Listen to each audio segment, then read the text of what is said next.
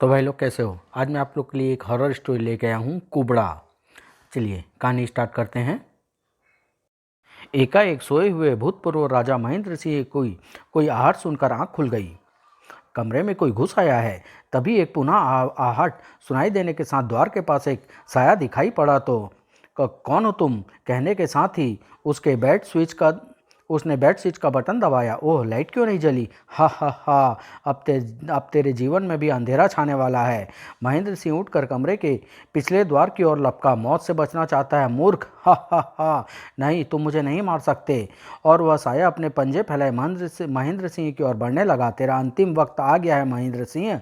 नहीं। द्वार पर पहुंचकर उसने चिटकनी को नीचे गिराना चाहा, मगर वह टस से मस न हुई। क्या बात है पिताजी, दरवाजा खोलिए। उफ, इस चिटकनी को क्या हो गया। तभी साये को अपनी ओर लपकते देख महेंद्र सिंह सीढ़ियों की ओर लपका। आज तुझे मेरे हाथों से मरने से भगवान भी नहीं बचा सकेंगे। हा हा हा। नहीं, बचाओ। और तेजी से सीढ़ियाँ चढ़ने लगा। नहीं, मुझे मत मारो। हा हा हा। लेकिन जैसे ही वह ऊपर पहुंचा, हा हा हा। नहीं, बचाओ। हाँ, मैं तुम्हारी मौत अच्छी तरह से पहचान लो। महेंद्र सिंह ने सीढ़ियाँ उतरने के लिए नीचे की ओर कदम बढ़ाए। बचाओ। लेकिन तभी साय ने पीछे से उसे एक और धकेल दिया और सीढ़ियों से लुढ़कता हुआ महेंद्र सिंह नीचे जा गिरा। तभी साय के हाथ को हरकत करते देख मदद के लिए चिल्लाया और उठना चाहा। हा हा हा। अब तो नहीं बचेगा राजा। दरवाजा खोलिए पिताजी। उफ, नहीं, बचाओ। पिताजी खतरे में है, द्वार तोड़ डालो। और महेंद्र सिंह की अंतिम दर्दनाक चीख गूंज उठी। आह। उसी क्षण भड़ाक। और फिर कमरे के दृश्य देखते ही सबके मुंह से चीख गूंज उठी। लेकिन वह साया न जाने कहाँ से वहां से कैसे गायब हो गया था। एक नौकर ने बिजली का स्विच दबाया तो कमरे की ट्यूबलाइट के साथ बेड स्विच से संबंधित लाइट भी जल उठी। कमाल है, मालिक ने लाइट क्यों नहीं जलाई थी। अरे, बेड स्विच दबाए बिना ही वह बल्ब कैसे जल उठा। राजा महेंद्र सिंह जीवित होता तो वह भी बेड लाइट जलते देख आश्चर्यचकित हुए बिना न रहता। पिताजी की किसी ने हत्या की है, पुलिस को फोन करो। सूरत। लेकिन हत्यारा कहाँ गया।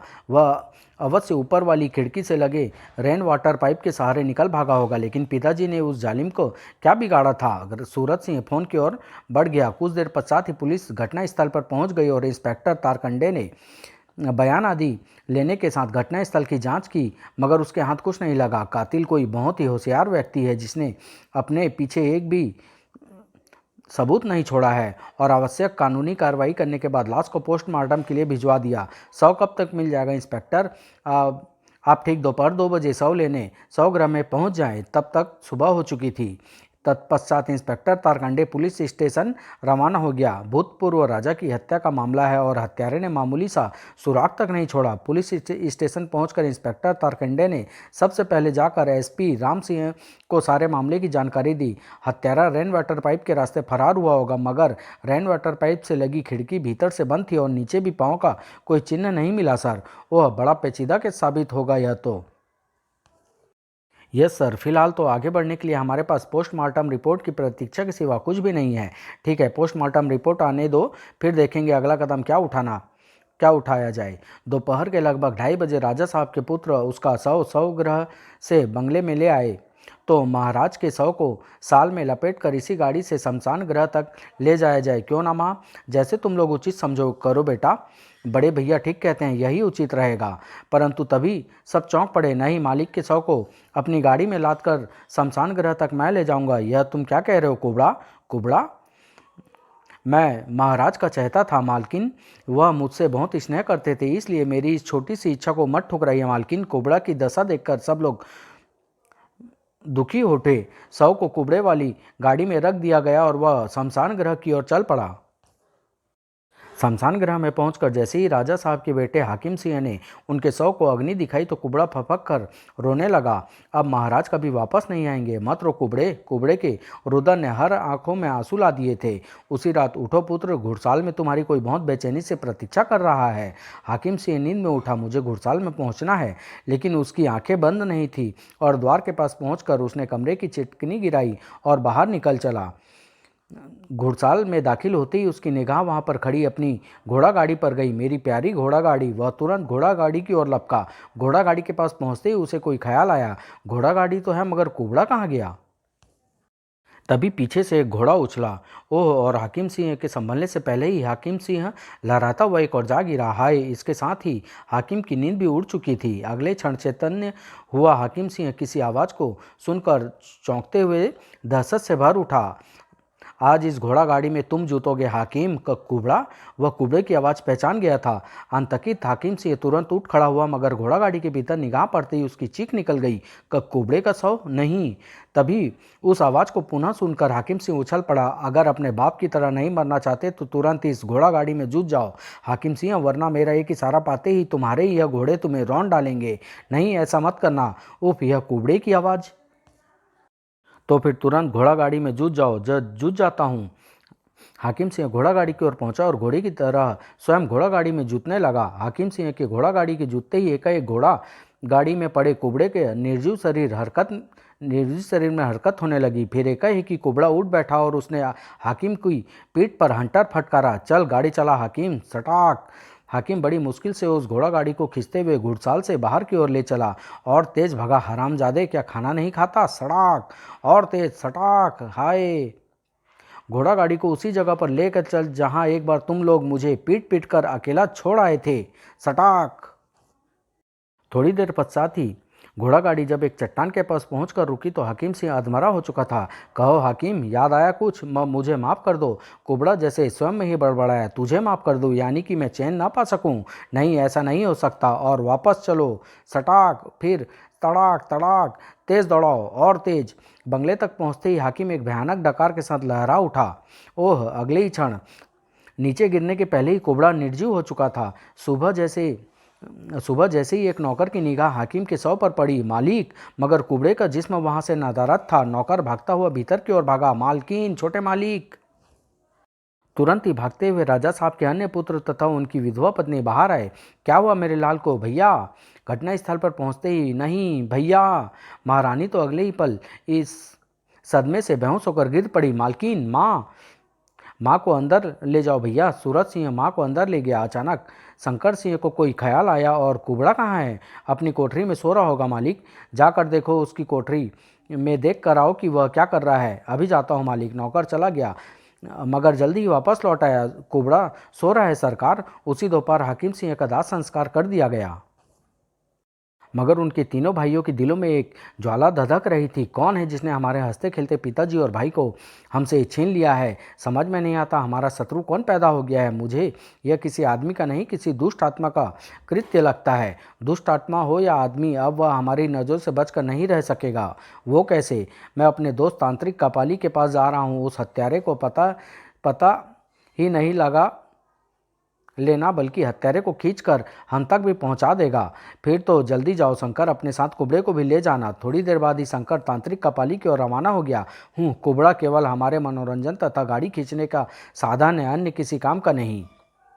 लेकिन अभी वह कुछ ही दूर ही गया था कि आए, वह तो कपाली आ रहा है लगता है। कपाली के पास पहुंचकर घोड़े से उतर गया। कपाली तुम? हाँ शंकर, मैंने ध्यान योग द्वारा सब समाचार जान लिया है और खेद प्रकट करने आ रहा था। ओह, मैं तुम्हारे पास उस हत्यारे के बारे में जानने के लिए ही आ रहा था कपाली। ओह, इसके लिए हमें एकांत और चट्टानी स्थान की आवश्यकता है। तुम घोड़े पर सवार हो जाओ कपाली, मैं तुम्हें वहां ले चलूंगा। कपाली घोड़े पर सवार हो गया और शंकर सिंह ने घोड़े की एड़ लगाकर उसे आगे दौड़ाना प्रारंभ कर दिया। अब हत्यारे हमारे हाथों नहीं बचेगा। शीघ्र ही सामने चट्टानी इलाका शुरू होता नजर आया। घोड़ा वहीं रोकना जहां मैं तुम्हें बताऊं। अच्छा। एक स्थान पर कपाली ने रुकने का संकेत किया। यहीं रोक दो शंकर। ठीक है। शंकर सिंह ने घोड़ा रोक दिया और दोनों घोड़े से उतर गए। इस जगह को पहचानते हो शंकर सिंह? मैं कुछ समझा नहीं। याद करके देखो, शायद कुछ याद आ जाए। हाँ, एक दिन एक दिलचस्प घटना अवश्य घटी थी और उसकी आंखों के सामने अतीत का एक दृश्य घूम गया। नाच कुबड़े नाच। मुझे नाचना नहीं आता सरकार। कैसे नहीं आता साले? तेरा तो बाप भी नाचेगा। लेकिन एक ख्याल ने उसे चौंका दिया। कपाली का इस घटना से क्या संबंध? उसने कपाली की ओर घूमकर देखा तो अरे, कपाली कहाँ गया?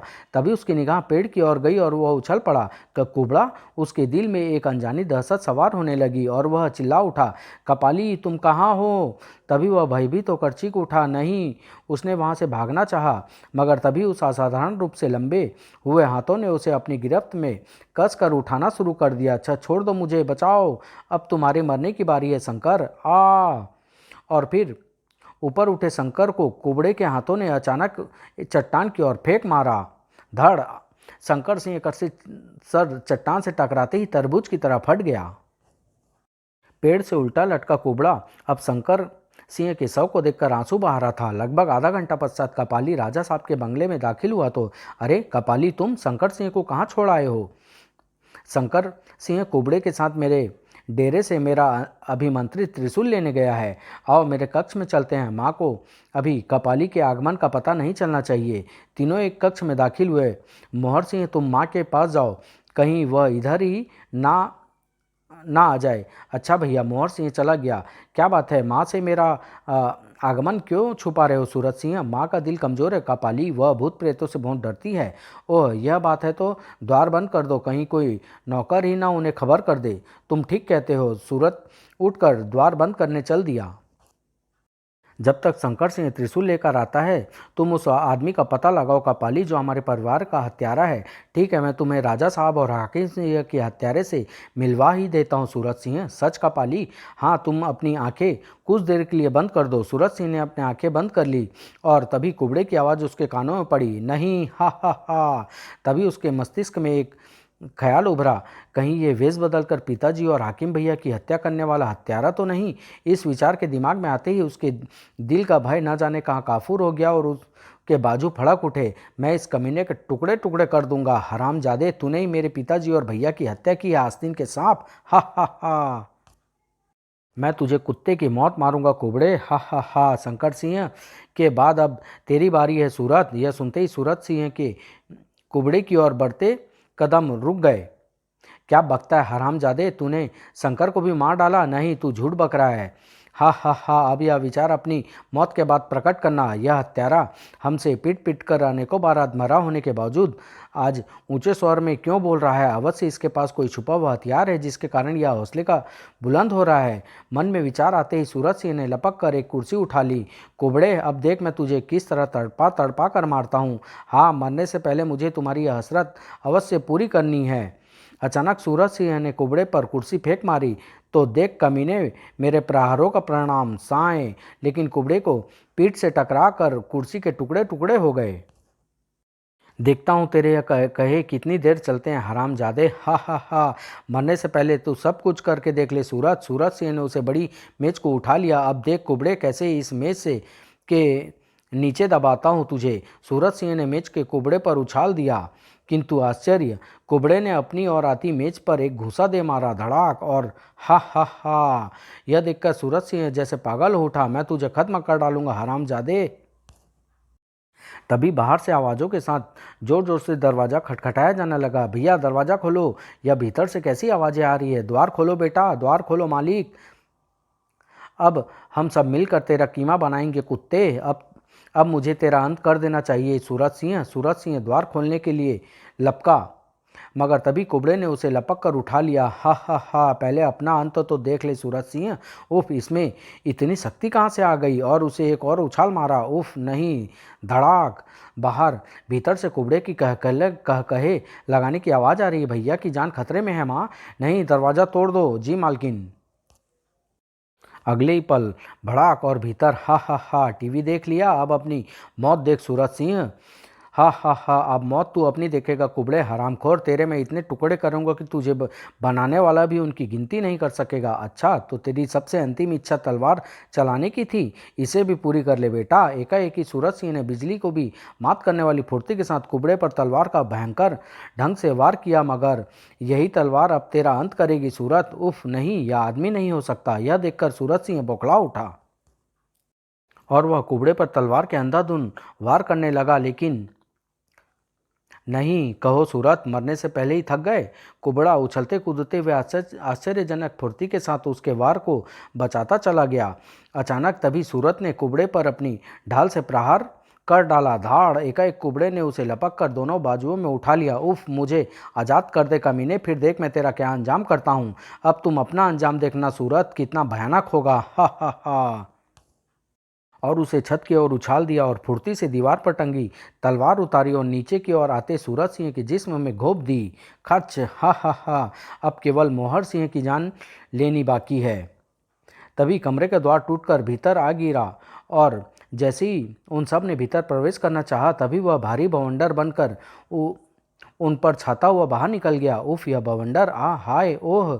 वह सब नीचे जा गिरे। फिर उठकर उन्होंने जैसे ही कमरे में दाखिल होना चाहा, नहीं मेरा लाल कुबड़ा कहाँ गया भैया? राजा साहब की पत्नी पछाड़ खाकर वहीं गिर पड़ी। माँ, उफ, यह क्या हो रहा है? मोहर सिंह ने अपनी माँ को ले जाकर दूसरे कक्ष में लेटा दिया और जाओ इस कुबड़े को पकड़कर मेरे पास लाओ। जी सरकार। सभी नौकर बाहर निकल गए।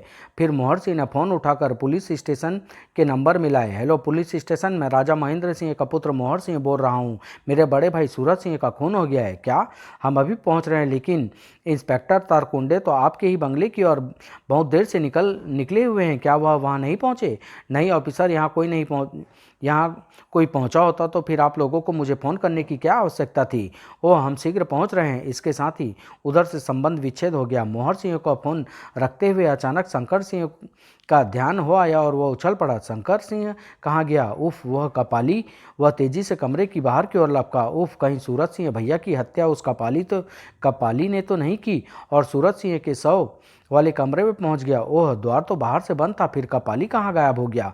ऐसा ही पिताजी की हत्या के समय हुआ था। तभी वहां पर नौकरों ने उसे एक नई सूचना देकर और स्तब्ध कर दिया। कुबड़ा तो अपनी कोठरी में मरा पड़ा है मालिक। क्या? फिर भीतर हमने अट्टहास लगानी आवाज़ किसकी सुनी थी? आवाज़ तो कुबड़े की ही थी मालिक, लेकिन सुबह जब बड़े मालिक के कहने पर मैं कुबड़े को देखने गया था तो शायद वह तब ही मृत था। उसी क्षण एक कांस्टेबल ने वहां पहुंचकर इससे भी स्तब्ध कर देने वाली सूचना दी। चट्टानों के पास आपके भाई शंकर सिंह की किसी ने हत्या कर दी है। इंस्पेक्टर तारकुंडे ने आपको वहां बुलाया है। ओह नहीं! उफ, एक और भाई की हत्या यहाँ भी? मोहर सिंह नौकरों को रानी साहिबा का ख्याल रखने का आदेश देकर उस सिपाही के साथ चल दिया। वह कौन जालिम है जो हमारे कुल का नामो निशान मिटा देते हैं, नामो निशान मिटा देने पर तुला हुआ है? मोहर सिंह के जाने के थोड़ी देर पश्चात ही सब इंस्पेक्टर यादव एकाएक स्टाफ के साथ वहां पहुंच गया और रानी साहिबा को होश में लाने के बाद वह लोग अपनी कार्यवाही में जुट गए। तुम्हारा कानून उस हत्यारे को कब पकड़ेगा इंस्पेक्टर? जब उसने हमारे कुल के सभी चिराग बुझा देंगे तब। पुलिस के पास हत्यारों को पकड़ने के लिए जादुई नहीं होता रानी साहिबा। वह सुराग और हत्यारे से छूट गए सबूतों के आधार पर ही हत्यारे तक पहुंचती है। मगर हत्यारा हमारे तक पहुंचने से पहले ही अपना काम कर जाए तो हम क्या कर सकते हैं? फिर लाश को पोस्टमार्टम के लिए रवाना करने के साथ ही पुलिस भी वहां से चली गई। अगले दिन दोनों लाशों का एक साथ दाह संस्कार कर दिया गया। आज शाम की फ्लाइट से ही मैं मोहर सिंह को साथ लेकर कनाडा चली जाऊंगी। अपने जीवन में यह दिन भी देखना था मुझे, लेकिन कुबड़े के शव की परवाह किसी ने नहीं की। उसी शाम और थोड़ी देर पश्चात ही आप क्या लेंगे सर? एक कॉफ़ी? मुझे भी कॉफ़ी देना मैडम। ओह, कुबड़े की आवाज़! रानी साहिबा तथा मोहर सिंह ने चौंक कर तुरंत पीछे देखा तो कुबड़े तुम कैसे? हा हा हा, मैं कुबड़ा नहीं हूँ। कुबड़े के मृत शरीर में वास करने वाली उसके बाप सामू की आत्मा हूँ जो अपना बदला लेने के लिए अब तक भटक रही है। कैसा बदला? तुम नहीं जानती मालकिन, मगर मैं बताऊंगा अवश्य। सुनो। और सामू की आत्मा बताने लगी। कहानी यहाँ से शुरू होती है जब बधाई हो सामू, तुम्हारी पत्नी ने एक पुत्र को जन्म दिया है, लेकिन अफसोस मैं माँ को बचा ना सकी और बच्चे की पीठ पर कुबड़ है। ओह, पत्नी का अंतिम संस्कार करने के बाद मेरे लिए बच्चे की परवरिश की समस्या आ खड़ी हुई। तुम चिंता मत करो सामू, कुबड़े को हमारे बच्चों के साथ पालन पोषण होता रहेगा। हाँ सामू, उसका नाम ही कुबड़ा पड़ गया और धीरे धीरे वह बड़ा होने लगा। कुबड़ा है तो क्या हुआ, है तो पुत्र रत्न, और वो भी मेरी पत्नी की आखिरी निशानी। लेकिन उसका कुबड़ा होना उस जैसे उसके लिए ही नहीं, मेरे लिए भी बहुत बड़ा अभिशाप था। चल मेरे घोड़े, डम डम डम। आह, उसकी दुर्दशा देखकर मेरे सीने में आग लग उठती, किंतु मेरी औकात मुझे बेबस बना देती। हाकिम भैया, कुबड़े की सवारी मैं भी करूँगा, मैं भी। उफ, यह मेरे मालिक के बेटे न होते तो चारों को काट कर रख देता। यह जुल्म मत करो छोटे मालिक, कुबड़ा मर जाएगा। हम कुबड़े को मरने नहीं देंगे सामू, आ जाओ तुम लोग भी, चढ़ जाओ पीछे से। नहीं, हम आ रहे हैं भैया, बाबा बचाओ। हाय मेरा बच्चा! अरे कुबड़े, तू तो भूस का ढेर निकला रे। मैंने कहा था ना मेरे बच्चों को छोड़ दो। तड़ाक! हाय हाय मेरे बच्चे, तेरी किस्मत ही तेरी दुश्मन है। दो टके के नौकर, हरामखोर, तूने मुझ पर हाथ उठाया, तेरा खून पी जाऊंगा। और बाद में, हाय कुत्ते, तूने अपने मालिक को थप्पड़ मारा।